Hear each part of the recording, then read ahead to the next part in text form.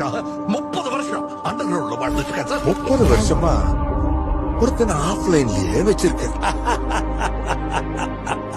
Super. அவன் உங்களுக்கு அப்பாவா இருக்கலாம், ஆனா அவன் எனக்கு நண்பன்.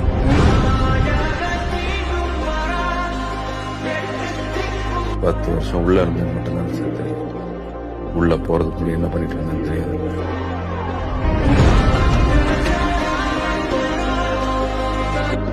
ஒரே ஒரு தத்துவ ஃபேக்டரி அழிச்சதால மட்டும் எல்லா பிரச்சனையும் சால்வ் ஆயிடும் நினைக்கிறியா பார்த்திபன்? Sorry Leo.